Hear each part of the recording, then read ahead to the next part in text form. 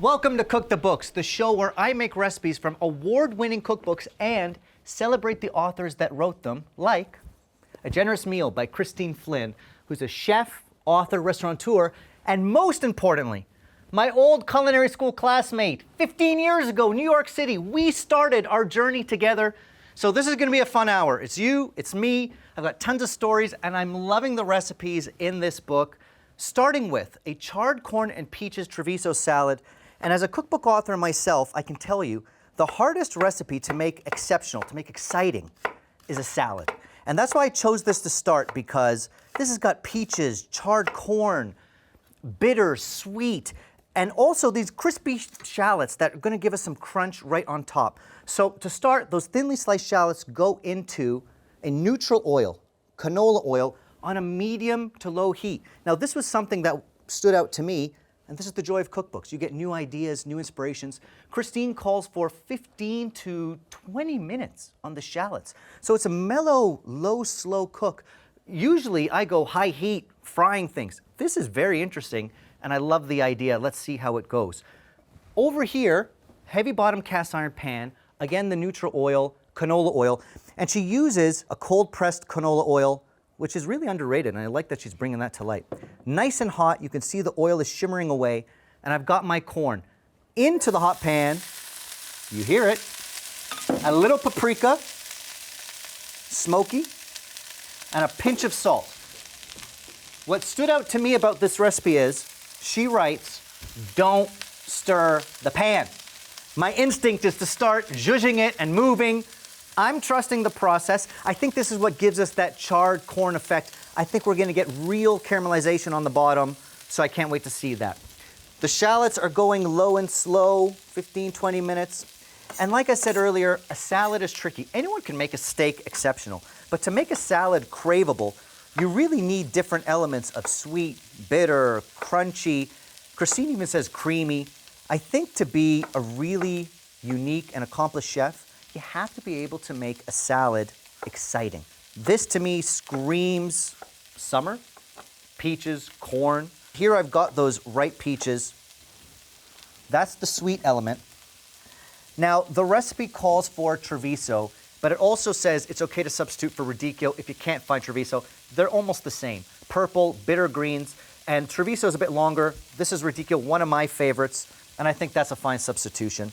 Now, it also says, I'm not slicing my Treviso or my radicchio, I'm kind of making leaves, these petals, which is fun. I think that adds to the textural elements of like some chunk of peach, some leaves, little bitter, little sweet.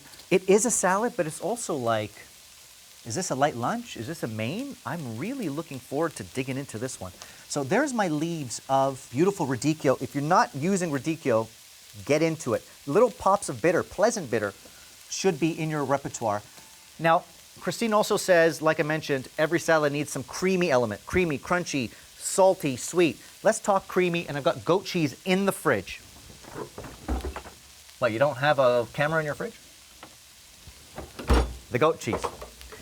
We're gonna toss it in with the other ingredients, and I like mixing it with the goat cheese because it almost acts as part of the dressing. It kind of becomes a creamy ad hoc vinaigrette situation. Little lime, always squeeze it so we get those nice juices out there. Christine does mention in the book that pantry staples, limes and lemons, fresh citrus, there's no substitute. If you're using stuff from a bottle, not the same. You want that freshness. I'm gonna go back to get that canola. I never thought to make a salad dressing with canola. I was always an olive oil guy. So she's kind of expanded my mind. Canola's not just for shallow frying. I'm gonna try it in a vinaigrette, which I never really do. A little pinch of chili, which I find interesting. She does like heat. So that's gonna be a little bit of heat. You can see the shallots are slowly getting mellow in that canola oil. Cool. The corn. I haven't stirred it. I haven't touched it. It's singing to me. I hope it's charred in the bottom. It's been about 2 minutes. Yeah. That's the char she's talking about. It's a good thing I didn't stir.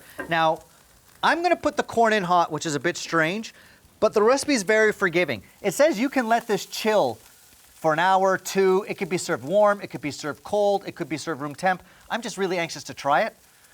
and I think it's gonna be fine. I wanna taste the corn, the peaches, the radicchio, all those flavors with the bitter, the sweet. Look how the goat cheese is gonna get creamy and kind of play a role in forming my dressing. The leaves of radicchio slightly softened too. I don't mind it a little bit warm. Ooh, you smell the peach with the goat cheese. Now I'm gonna plate it up. The textures, the colors. I said it, making a salad craveable is not easy, and I think she's done it with this charred corn radicchio peach masterpiece. At the very end, she calls for a garnish of fresh mint, a little more chili, so you get heat. We're kind of covering all the bases. Hot, sweet, bitter, creamy. There's my green chili. We've got paprika in the corn. We've got a little chili powder in the salad. And last but not least, those shallots, after 15 or 20 minutes, they're golden, they're crispy. Hit them with a little bit of salt. She calls these a cross between onions and breadcrumbs. Are you kidding? Come on. Can't wait to try this. And stay with me after the break. Christine's bringing back the stuffed pasta shell from the 80s. Can't wait to see it.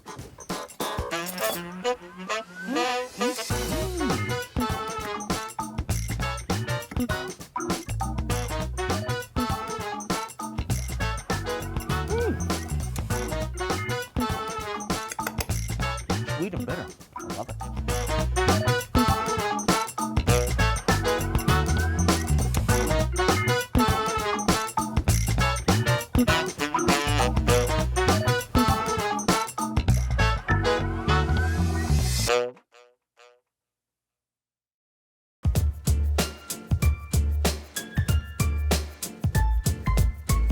Stuffed shells are having a bit of a moment. That's according to Christine Flynn in her award-winning A Generous Meal, and I'm going to put it to the test. Now, I've already started with her peach and radicchio salad, which was excellent, craveable, really hard to do. And now I'm going back to culinary school where I met Christine because I'm starting with a brown butter bechamel. This is a mother sauce. This is something we learned in like the first week of cooking school. So it's almost surreal to be making a bechamel sauce from her cookbook on TV. It's really fun. Now, a bechamel, a simple roux, brown butter, flour, cook it out so that the rawness of the flour kind of dies down, and then I'm gonna thicken it with a little bit of milk. This is classic, never goes out of style, but she puts a little spin by browning the butter, and I really enjoy that. By the way, adding the flour to the butter, there's a culinary term for that, to songer. Christine, I was paying attention in school. So we've got the roux going. Let it come up, and I'm gonna add 2 cups of milk to that roux.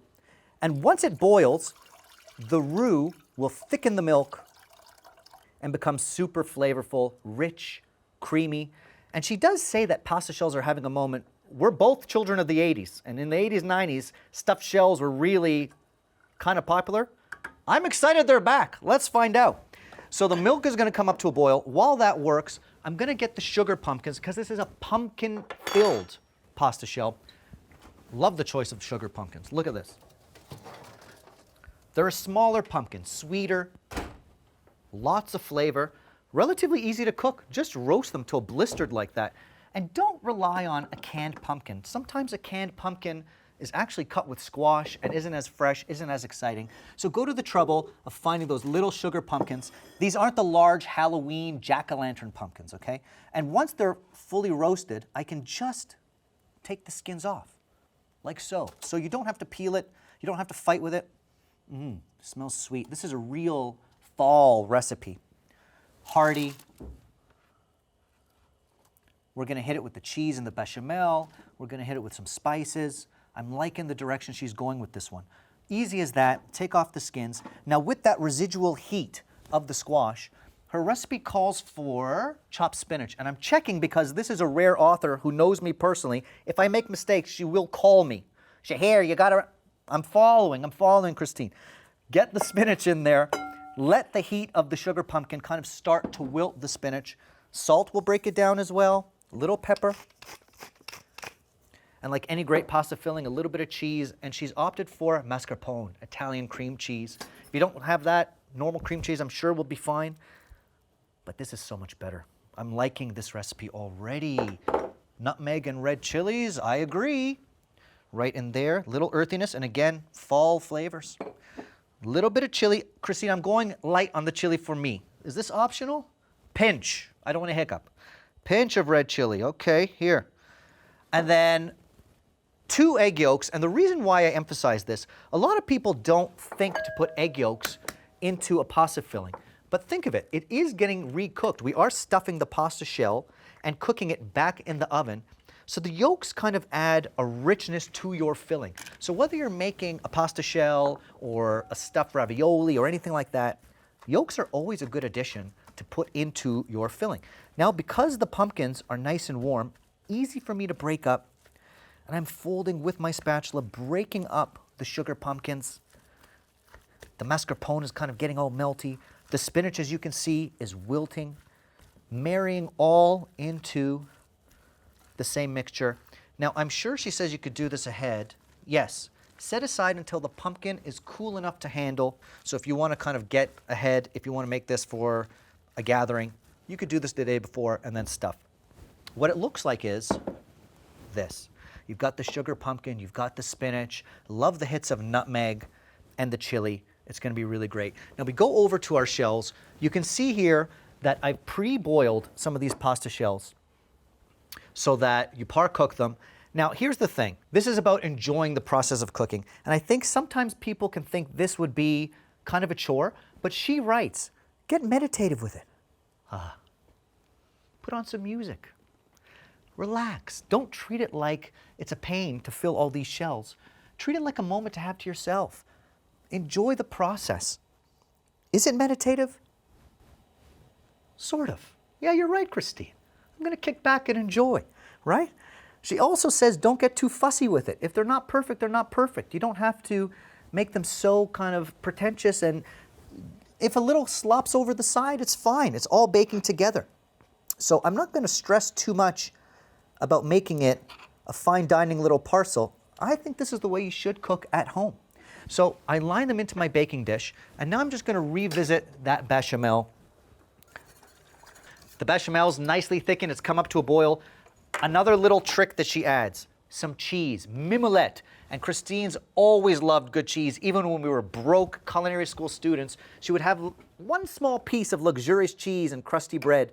And I can see it's still in her cooking style. Mimolette is a nutty French cheese. Takes the sauce to the next level. Bechamel with cheese is now Mornay, and this is the joy of a mother sauce, something that we learned in culinary school that never leaves your repertoire.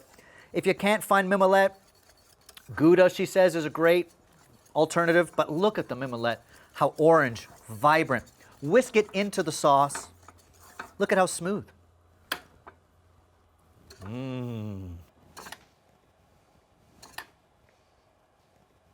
Now to the fun part, that beautiful Mornay sauce all over the pasta shells. Look at how luxurious. This is comfort food at its finest. I agree, Christine. Stuffed shells are having a moment. 80s kids unite. All over those stuffed pasta shells with the sugar pumpkin. Breadcrumbs on top, that textural contrast. As we bake it in the oven, those are going to crisp up. So soft shells, crispy breadcrumbs. I'm going to pop it in, let it do its thing, and watch what it looks like. Oh, it smells good. The sauce is getting golden. The breadcrumbs are crispy. Hey, are you kidding me? Those shells, stuffed, cheesy, rich, got the nutmeg, the brown bits on top, the spinach. Comfort food at its best. Stay with me after the break. We've got another great recipe from A Generous Meal. Oh, the nutmeg.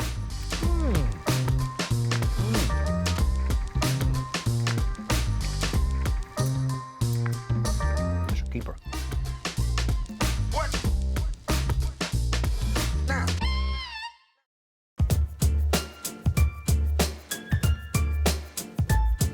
I'm back cooking from A Generous Meal, Christine Flynn's outstanding award-winning cookbook, and this one is for the meat lovers out there, a maple pork chop over apple fennel slaw, and the pork chops are in a brine, which is a simple salt and sugar solution, a pro move to make pork, chicken, poultry really tender, infused with seasoning. And all you do, leave it 12 hours overnight in your fridge in that solution, and then you have to pat it dry. And the reason why I'm patting it dry is I'm searing it hot in a cast iron pan, and if it's still wet, it'll steam. I want a nice crust. So I'm patting those pork chops, nice thick ones too, dry in my paper towel. My cast iron pan is preheating, and I'm gonna go in again with a neutral oil, canola, grapeseed. Christine talks about it a lot in the book. These are the oils you want to be searing with and cooking with, not low smoke point oils like an olive oil. Now that my pork chop is nice and dry, you're going to notice no salt, no pepper here. The brine has done the seasoning. It penetrates all the way through that pork chop. So now that it's nice and dry, I don't have to season it, and we go into that cast iron. Ah, yes, that's the noise. Again, do it with your pork chops, do it with your chicken. One step, that brine, such a pro move to learn from a cookbook like this. I'm gonna let this sear 2-3 minutes. We're gonna take this brine, tidy up a little bit, and then I'm gonna head to the fridge for that apple and fennel.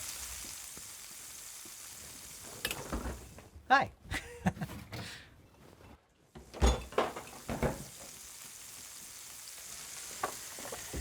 Talk about friends in the kitchen. Apple, fennel, slaw. People don't put enough apples in their salads or slaws. Especially Granny Smith. Love the choice, Christine, because it's tart, it's sweet. And fennel, the beautiful anise touch, that little black licorice flavor. So she says, thinly slice the apple. Okay, I'm doing that. This to me looks good. Matches the picture. Now, the fennel also says thinly sliced. I'm going to use a mandolin for this. That's just my personal choice. I can't tell in her picture if she went with mandolin or knife, whatever you're comfortable with. If you're not comfortable with a mandolin, just use a sharp knife to thinly slice your fennel. But I do think it is important that it's thin, and I like that she makes it very clear. You want an elegant ribbon of fennel like that, and not a big chunk because it's raw fennel. So we do want it to kind of melt in your mouth sort of thing. Before I put this in, I'm going to start with a little dressing, and this is great. She's a busy mother. I'm a busy dad. You don't have to make the mayo from scratch. Thank you, Christine. Go in with some store-bought mayo, she says. Cool. Pinch of sugar. Love it. Celery seed. All over my counter. And into the dressing. Why not? And then white vinegar. And she lovingly talks about white vinegar in her pantry section. It's not just for cleaning your countertops. It's great for a punchy acidic element for a slaw or salad dressing. I think sometimes people forget that white vinegar is great for cooking. And every vinegar has different levels of acidity, and this one's really punchy, and she uses it a lot in the book, which I like. Whisk it together. And this, to me, is one of the joys of cooking from a great cookbook. I almost forgot about white vinegar. And then she reminds me. So it doesn't matter if you're a chef and cookbook author yourself, if you're a home cook. This is why we love cookbooks. You get inspiration, you get new ideas, you get reminded, oh yeah, I like cooking with white vinegar. This is a light little dressing now. I go in with those ribbons of fennel. How good does this look? My apple. And I'm just going to gently toss. I'm going to gently toss because I don't want to crush the apple. I don't want to crush those ribbons that I worked hard for. So I'm just gonna, you know what I mean? Be gentle with it. I want it to still stand up on the plate when I serve it. Beautiful. I'm gonna go in a little celery seed. There we go. I can check my pork now. And you gotta be careful because it brined in a salt and sugar solution, and we don't want the sugar to burn. So I'm gonna take a peek. Ah. See what I mean? This is the caramelization, that char, that sear you get from cast iron and a brined pork chop. Now, the recipe calls for the pork chop to come out, which I'm gonna do. Tip out the excess oil. Sounds good to me. Okay. And now, the fun part. The recipe says to return the pork chop to the pan And now this is something I've never done before. It's a maple pork chop, but it's calling for me to baste it in butter and maple. And the fascinating part was the ratio. So just a tablespoon of butter to 2 tablespoons of maple. So actually heavier on the maple. This is a first time attempt for me. Let's say 1, let's say 2. A little bit of time. I'm excited to try it. Let's tilt the pan here and start basting.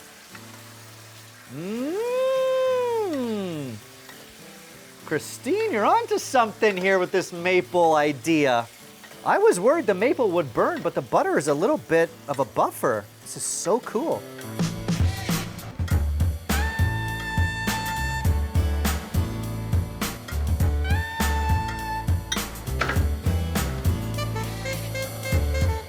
Maple glazed pork chop ready to go. Look at this beauty. If this isn't making you hungry, there's something wrong with you, I'm just saying. Love this maple butter situation.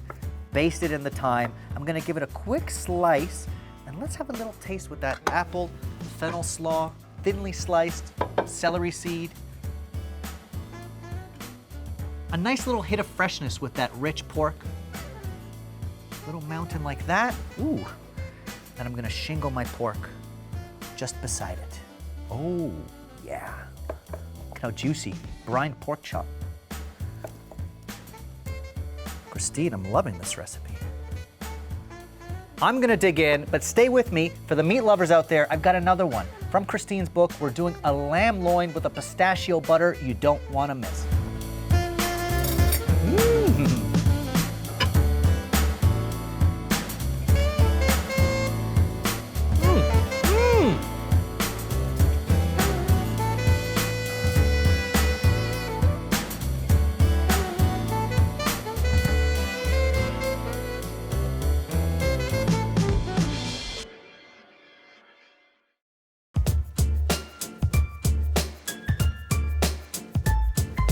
Welcome back to Cook the Books. All hour long, I've been cooking from Christine Flynn's award-winning A Generous Meal. And this is a Taste Canada award-winning book, so you know it's good.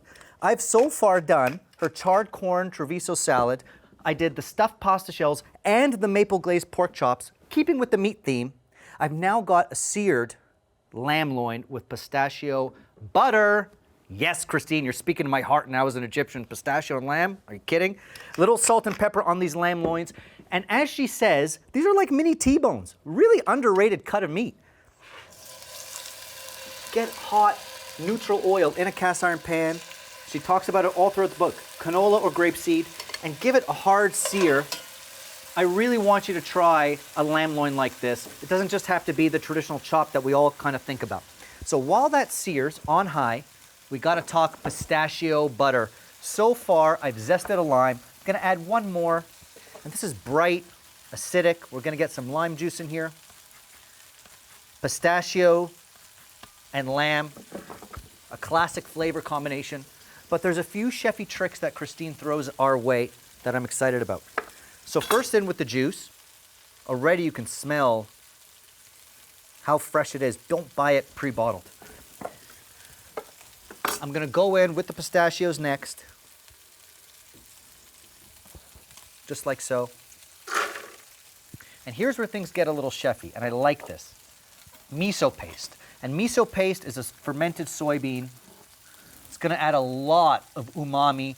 There's actually no salt in this recipe. I think it all comes from the miso. We're gonna find out.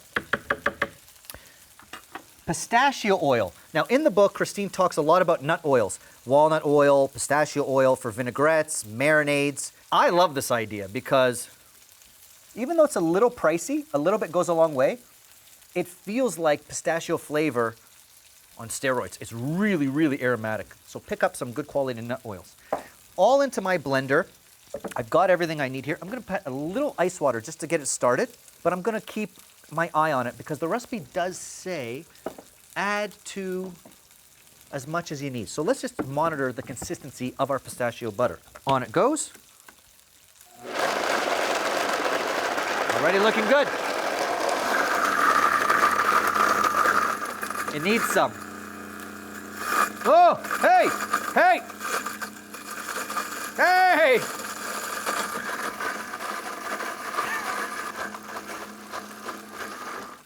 is why I have a cool apron.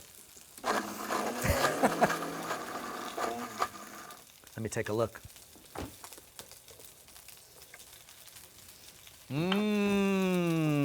I think this is why Christine said ice water, so it still says vibrant green.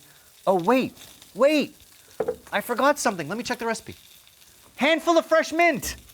It's a minty pistachio butter. So already it's looking nice, but wait a second. Mint, lamb, pistachio, of course. It all makes sense. Let me give it one final blitz. That ice water will keep it bright green with that mint. Can't forget the mint.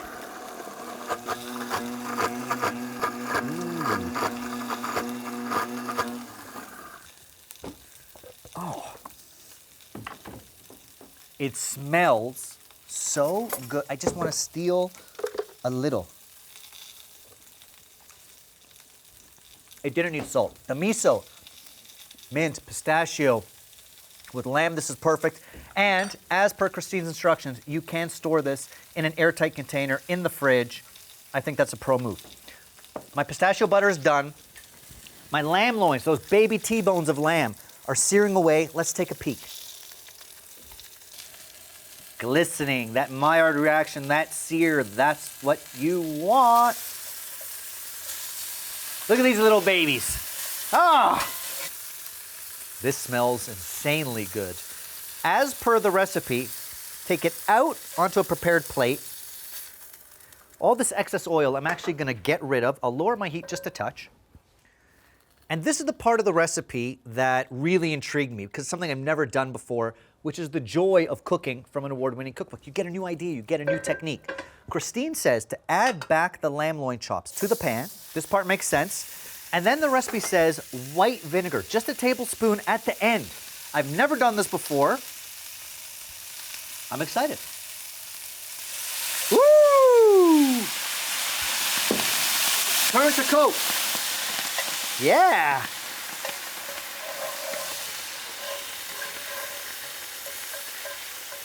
I think it's a nice little pop of acidity. Pretty nice. I'm gonna get the pistachios that I've got toasting in the oven. Now she has a whole page about toasting nuts, how it wakes up their flavors. Pistachios, cashews, walnuts, whatever it may be. It's almost a must, and I agree, because once you toast those nuts, they become way more fragrant, nuttier, and it just takes their flavor to the next level. So yes, toast the nuts. Last thing, I'm gonna give it a rough chop. Texture, texture, texture. She writes in her book, you don't need fancy ingredients or equipment to make food delicious and interesting. There's a lot of textural contrast in these recipes so far today. I'm gonna go in with a little bit of my pistachio butter, with the mint. Oh yeah, this alone. Let's top it with that vinegar-kissed lamb chop. Oh yeah. Right on that green pistachio mint butter. Look how juicy these are. Little garnishes, I like this. Pink peppercorns, crushed up, just a little color and some heat. Those toasted pistachios that I chopped up. Little squeeze of lime right at the end. And of course, fresh mint with the lamb. After the break, it's back to culinary school. I'm gonna show you how to make salmon wrapped in parchment, or un papillote. This is a dish Christine and I made together 1,000 times. Don't wanna miss it.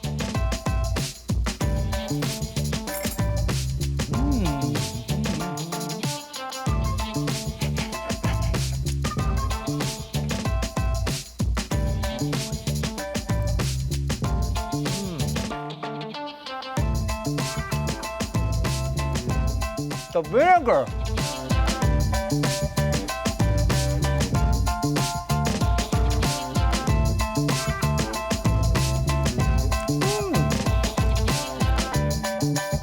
Lots of people.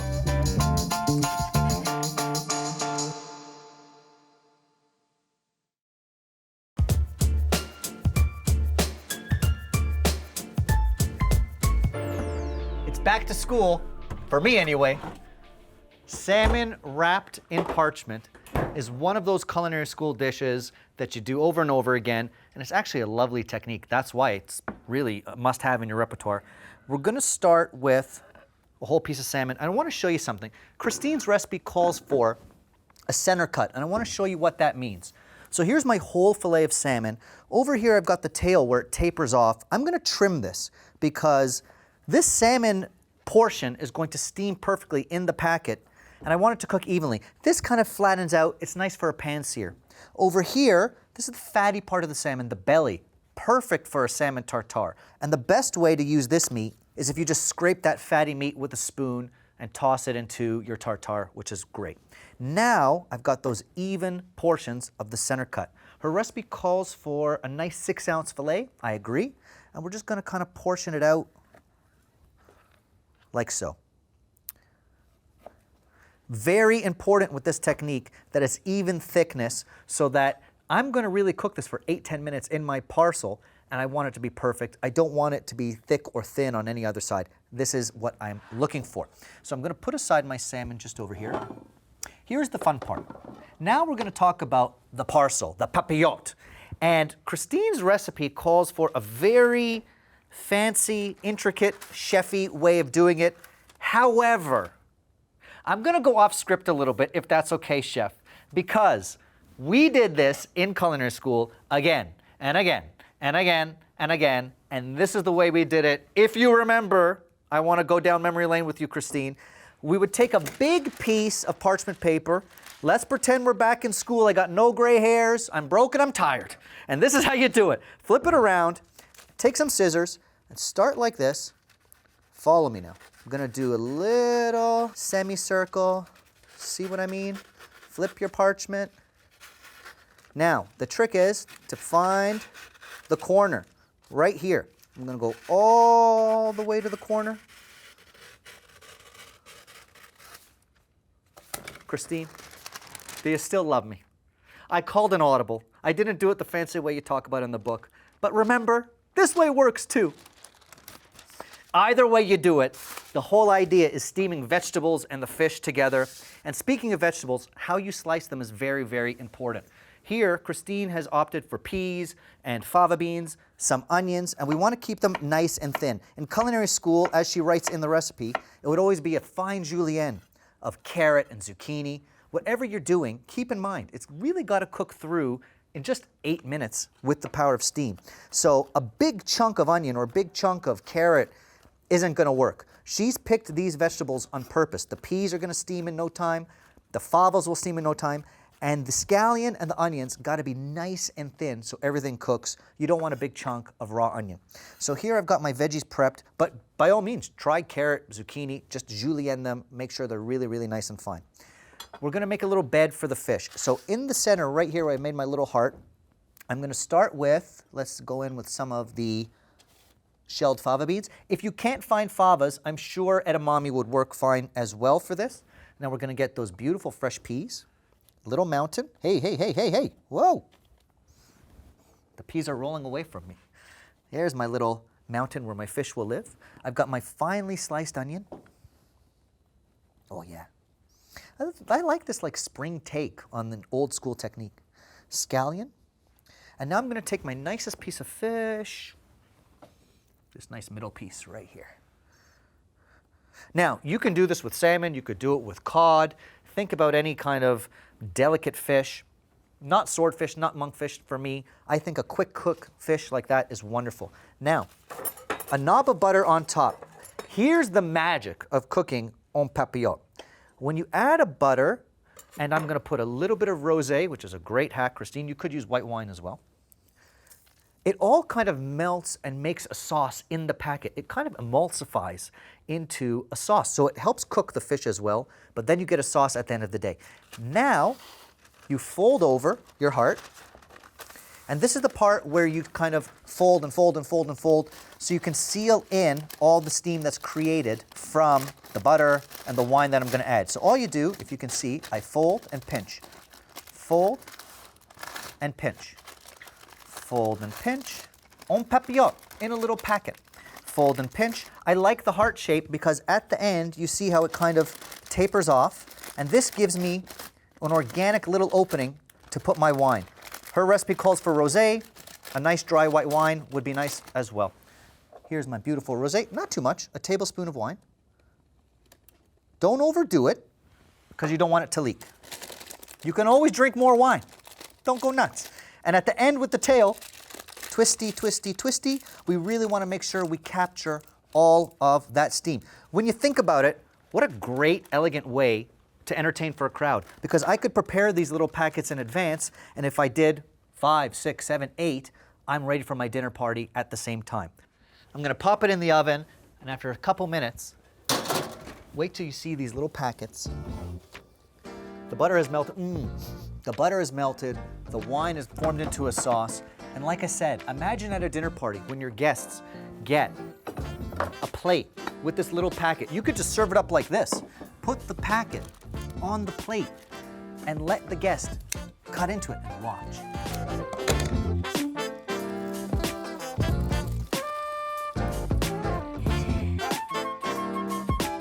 Look at the steam, the butter, the wine. It's all cooked the fish, but also created an elegant little sauce. All the veggies are nice and thin, so they're perfectly cooked with that even cut of fish. This is a classic for a reason. It's rich, it's buttery, it's flaky. Look at this. Never gets old. You do it again and again, you're like, I know why.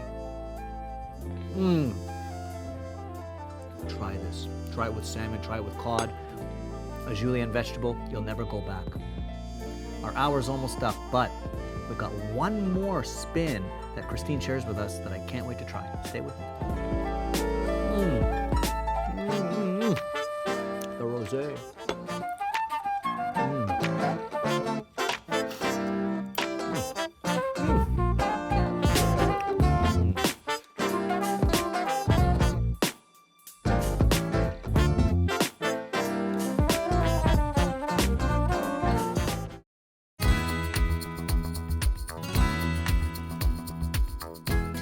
It's been a fun hour, and as you can see, this is an award-winning cookbook for a reason. All the dishes have color, vibrant flavors, textures.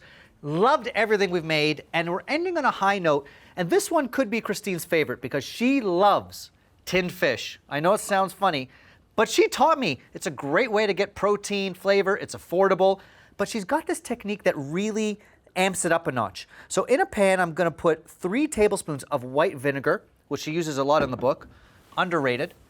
Take a couple cloves of garlic with your chef knife, give it a smash into the vinegar. Take a little red chili, and the recipe calls to have it halved lengthwise. We're just infusing this vinegar, a little bit of sugar. So this is now like agrodolce territory. A little bit sweet, a little bit acidic, a little bit spicy. What a smart way to amp up tinned fish. Christine lovingly talks about a rosti, basically a potato pancake, a giant hash brown, and you want to use a starchy potato, an Idaho potato, a yellow flesh potato. This is not the job for a waxy white potato. That's more a potato salad vibe.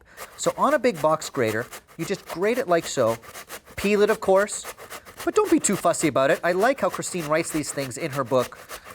Don't be fussy about peeling it. If you got a little bit of peel in there, it's fine. And you're gonna add it to the rest of the potatoes you've done, and salt. And salt will kind of draw out any extra moisture from that starchy potato. Give it a gentle little toss. I like how she writes that once you master this little rosti, it's like a superpower, because think about all the things you can top with it. A crispy potato is a blank canvas for flavor. I mean, how can you go wrong? Crispy potato. Into a pan, helps with a non-stick, little neutral oil. Now, this technique takes a little bit of practice, but once you get it, you're gonna get it, you're gonna love it, you're gonna use it over and over again. I'm gonna turn my heat on high to start things off, and then we're gonna monitor that heat because I want even golden brown coloration on the potatoes. Into a hot pan, already you hear it sizzling, and here's the trick. High heat to start, and then we're gonna knock it down to a medium-high, medium heat. Really watch the temperature. With a fish spatula, which is hard to say, fish spatula, press down on it to kind of give it a shape. So I'm gonna let that go for about a minute. In my agrodolce, I can smell the sugar, the vinegar, the garlic, the chili. I forgot an ingredient, right? Aleppo pepper. It's not too spicy, it's got a little bit of kick, It's a little bit fruity too. So it's very fragrant, almost floral. So not as sharp as like a chili flake or a chili powder. I think we're getting the spice from the chilies, but now the Aleppo pepper gives us a little complexity. My vinegar solution has come up to a boil, and that's exactly what we want. I'm gonna take it off the heat now. Really, you want to bring this to a boil just to melt the sugar and the vinegar together. And now I take that neutral oil and whisk it in. So it's almost a vinaigrette type of situation. The white vinegar, the neutral oil, the garlic, the chili, Aleppo. This is a genius hack. Christine, I love it. Isn't this the joy of working with an award-winning cookbook? You get such brilliant ideas. I always thought tin mackerel is tin mackerel, but now we're getting that infusion of flavor. And she talks about the expensive versions of tin fish, like Spanish versions. You can kind of make your own, and I think this is brilliant. I'm gonna let it chill for just a minute before I add my tin mackerel. And now I can check on my roasty. Let's see if we're ready for a flip. Smells good, looks golden brown. I'm gonna take a little peek. It's ready for the flip. Like an omelet, Christine says, it takes a little confidence. You can't hesitate when flipping something like this. You just gotta go for it. But if you are nervous, she gives a good advice. You can take a large plate like so. If you don't want to do the flippy, put the plate on top of the pan and do a flip this way. Voila. Now you can put it back into your pan and finish crisping up the other side for another minute or two. While that finishes, I've got my mackerel. Remember, the oil, the vinegar, the sugar, the chili, the Aleppo, the tin mackerel in its olive oil that it comes in can now swim in this bath of acidity and sugar and heat and garlic and flavor. I'm just gonna chunk it up like so. I think this would keep for a long time too because all the oil and vinegar kind of preserve it. This is awesome.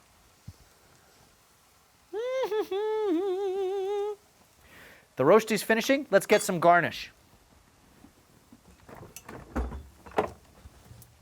Dill and labneh. She's all over the map on this one culturally, but I'm here for it. Crispy potato, labneh, which is a thickened yogurt. And now it all comes together. Roasty looks good. Let's put it together. Look at this. Ooh, crispy potato magic. Take a little bit of this labneh. Creamy, crunchy, salty, spicy. Christine loves this one, and so do I think. Haven't even tasted it yet. Get on that fish. And in the recipe, she says, spoon on some of that marinade, the vinegar, the sugar, the chunks of mackerel. And last but not least, oh yeah, fresh dill, black pepper to taste, and I like black pepper, and a little bit of lemon. Tin fish never looked so good. In a generous meal, Chef Christine Flynn proves you don't need expensive ingredients or equipment to make food that's unique, balanced, and craveable. Good job, my old friend. Catch me next time on Cook the Book, so I celebrate another award-winning cookbook and author. Now this is my copy. Get one for your bookshelf too. Spicy.